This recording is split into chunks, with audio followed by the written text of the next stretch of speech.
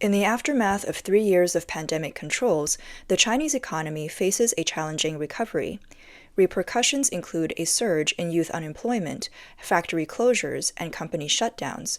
Recently, a significant number of young people, unable to pay their loans, have no choice but to sell their cars. In order not to affect the normal life of my children, I finally decided to sell the car I just bought. I bought it for 100,000 yuan and only drove it 2,000 kilometers. There's no scratch on the whole car, and the interior is not worn at all. It is a completely new car. I took out 90,000 yuan to see if I can sell it. Someone may ask, why did you sell it after driving it for more than 20 days? Is there something wrong with the car? There's nothing wrong with the car. Anyone who has watched my 2 previous videos should know why I want to sell it. My car was bought on a loan, and I overestimated my ability at that time. The down payment is 41,000 and the loan is 59,000. It is divided into 48 installments over 4 years, with each installment costing 1,250 yuan. When I returned home, I had no job and no source of income. I had to pay gas, water, and electricity bills, and living expenses, which were not small expenses. This cost, plus the car loan, is far beyond what I can afford. At that time, I was thinking, isn't it just over 1,000 yuan? Wouldn't it be enough to save money by eating a little less every month? But now I see it is not that simple. My first payment was already overdue. The driver of this brand new Honda Fit is selling his car after just 26 days because he can no longer afford it. The owner said, Today a man sold me his 2018 Tiguan L because he couldn't afford the loan. When we first came into society, we all thought that we could become heroes. After scrambling for half our lives, we discovered that life is so difficult. In the end, we found that we were passionate but could not do anything, could not change anything. It might become a burden to our parents, wives, and children. Another man has had no income for 2 months and can hardly afford to pay off his mortgage and car loan. To pay for baby formula, he sold his 2020 Roe RX5 Plus. I feel that if this continues, a large number of people will fall, and of course I will be among them. You see, the market is still so deserted now. Nowadays, many car dealers have closed their doors and no longer collect cars. It is not a question of expensive or cheap, but a question of survival, because if you buy them and leave them there without selling them, they are just like metal scrap. There's no difference. We also have to pay back the loan, rent, water, electricity, personnel wages, and other expenses. I've been losing money for 3 months now. Yesterday, I borrowed hundreds of thousands more. The mortgage has not even been paid off, and the car is ready to be sold. Recently, we've collected several mortgage cars and also helped customers advance funds. Most customers are annoyed because their lives are stressful now, and they are annoyed about paying off their monthly payments. Here I advise everyone, when you want to buy a car with a mortgage, you must discuss it with your family. This is a Douyin internet celebrity named Hui. He bought a Mazda 3 before the pandemic with a top price of 180,000 yuan. Now that the economy has declined after the pandemic, there are no jobs and live streaming is not making any money, so he had to sell his car. But the second-hand car dealer only offered a price of 90,000. Hui said that he had lost nearly 100,000 yuan in 2 years and asked the second-hand car dealer if the price could be higher. The second-hand car dealer said that it is very difficult to sell cars in the current market, so he can only give 90,000 yuan. Hui thought about it carefully and decided not to sell it yet and see if the market improves. This is a video uploaded by a blogger who focuses on the used car market. What he was going to see today was a Volvo XC60 that had only been driven for more than 1,000 kilometers. Because the owner and his wife both lost their jobs, he had no choice but to sell the car. The following is a conversation between the car owner and Douyin blogger Mr. Chen, who appraises cars. Why are you selling it after driving more than 1,000 kilometers? Mr. Chen, it's so difficult for me. My family's finances are tight, and my hair is turning gray. Your car has been driven for more than 1,000 kilometers. You unable to pay for your mortgage? Yes, I lost my job and I don't have the money to repay the car loan. Is this car paid in full or with a loan? I also have a loan. How much does your monthly mortgage payment plus car loan cost? Almost 24,000. Didn't you consider paying back the mortgage when you bought a house or a car? At that time, the two of us had a combined salary of more than 30,000 yuan, but we never expected to be unemployed. When did you lose your job? I won't have a job after the Chinese New Year. What did you do before? I used to be a programmer, and my wife was in education and training. Doesn't your wife still have an income now? She doesn't have a job either. She's also unemployed. She lost her job before I did and is now at home. You haven't been driving this long. Yes, I lost my job not long after I picked up the car. It basically hasn't been driven. I don't dare to drive it. It costs money to pay for gas. Many young people and second-hand car dealers express their feelings on Chinese social platforms. The economy is in recession, unemployment is sweeping across the country, and supply cuts are also coming one after another. However, entering 2024, the second-hand car market is still deserted, with no signs of recovery at all. It was a cold and windy January in Beijing. Under the howling northwest wind, the Huaxiang second-hand car market was deserted. The thick coats that second-hand car dealers wear cannot withstand the chill caused by the deserted market. Huaxiang is a barometer of the second-hand car market. Data released by the China Automobile Dealers Association show that the second-hand car market has continued to decline in the beginning of 2024, with the average daily transaction volume in January falling from 61,900 vehicles in the first week to less than 60,000 vehicles in the third week. In the third week of 2024, the average daily transaction volume of the second-hand car market was 59,700 vehicles, a decrease of 2.3% from the previous week. A salesperson from a second-hand car dealership said to the Financial Associated Press, "Don't even think about making money. You will definitely lose money." Reporters from Thailand Press found that there are many car dealers selling cars at a loss in the Huaxiang second-hand car market. In their view, the price war in the new car market in 2023 is the culprit of the current situation. Starting from Tesla's official price reduction in early 2023, multiple rounds of large-scale promotions followed. In March, a set of promotional posters boasting the largest sale in Hubei's history caused huge waves. The price of Dongfeng Citroën C6 once reached 90,000 yuan. Later, nearly 50 car brands participated, discounting more than 80 models. Entering the last month of 2023, the year-end sprint had reached its climax.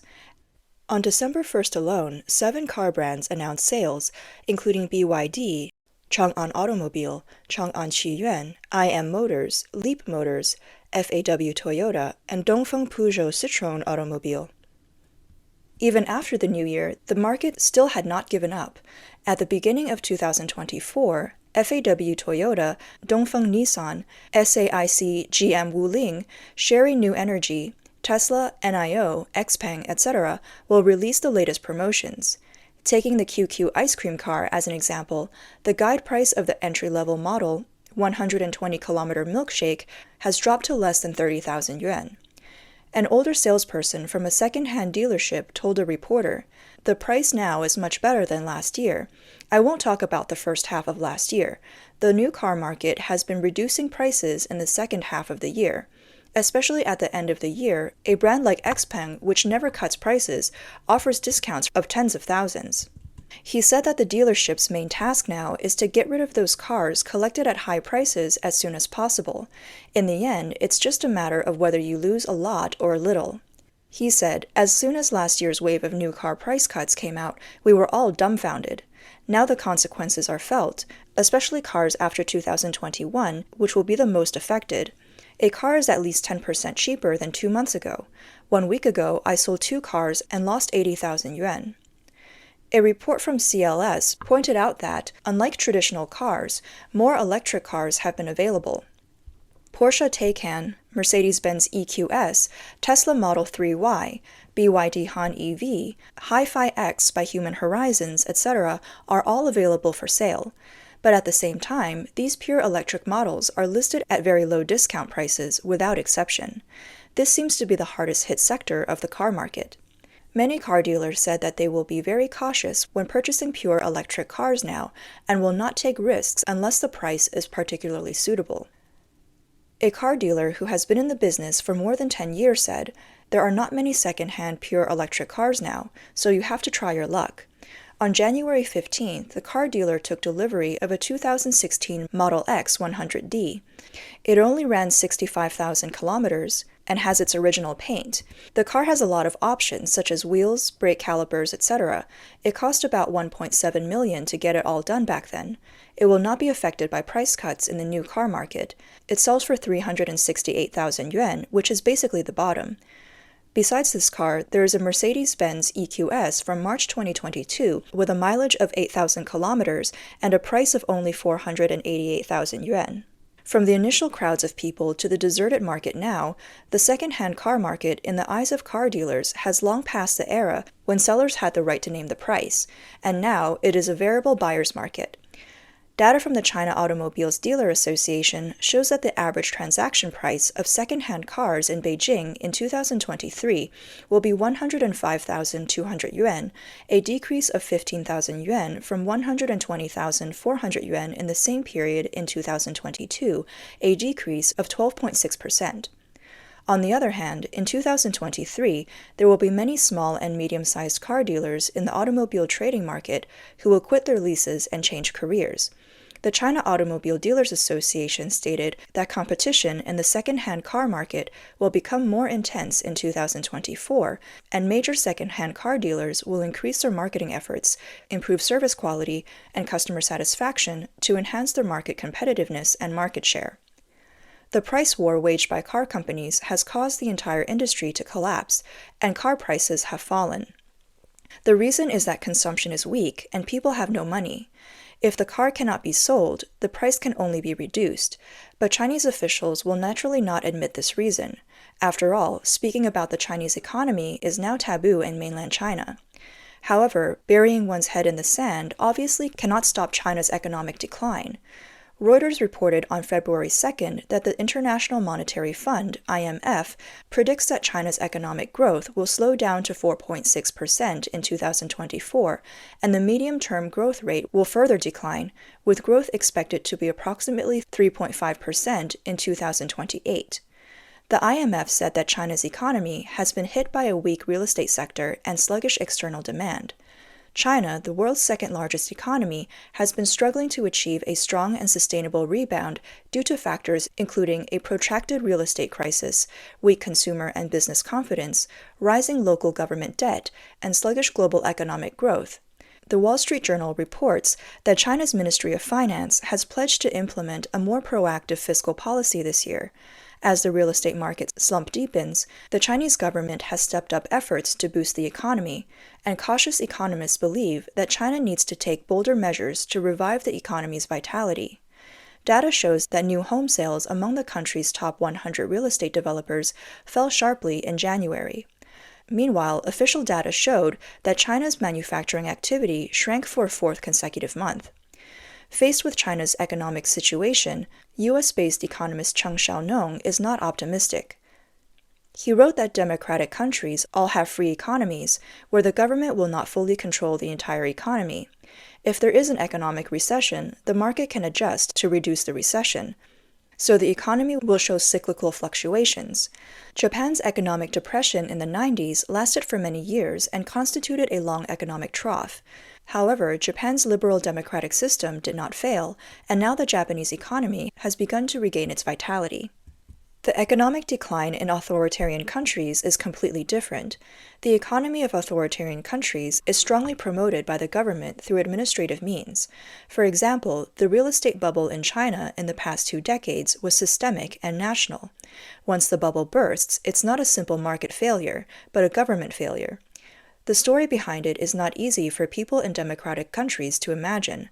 Cheng Xiaonong also emphasized that once an economic recession occurs in an authoritarian country, it will be the late stage of economic cancer, because the authoritarian government denies the existence of disease and refuses to treat it. There are no democratic elections in autocratic countries. Therefore, if an autocratic government admits that the economic system has failed, it will be tantamount to regime suicide. The authoritarian government's method of dealing with economic failure is very simple. On the one hand, it strengthens the government's economic control, and on the other hand, it strengthens information blockade to prevent citizens and foreign countries from knowing the truth. Cheng Xiaoneng said that this is the situation in China now. The Chinese Communist Party continues to directly intervene in various economic activities, from prohibiting companies from selling stocks to instructing banks to take over the debts of local governments, to strengthening comprehensive control over the financial industry. In addition, it also prohibits Chinese economists from making remarks that are unfavorable to the authorities. It also cracks down on foreign market research agencies in China. All these practices are aimed at one goal, which is to not expose the serious economic consequences of the failure of the CCP system. The Chinese government has tried its best to turn the tide, but the economic recession proves that the CCP's authoritarian system is beginning to fail. Therefore, once an economic recession occurs in an authoritarian country, it is like the full-scale onset of symptoms of economic cancer. It is as if the cancer has already reached a late stage. Surgical resection and chemotherapy can no longer be used. The only option is to hold on to the disease until the last day. China's economic cancer actually showed signs as early as 2015, but the authoritarian regime never admits that its system has failed. Instead, it believes that the authoritarian party itself is the country's only best doctor. The fact is that the only doctor himself is suffering from economic cancer and is beyond help. Therefore, the citizens of an authoritarian country and its economy can only wait for the last days.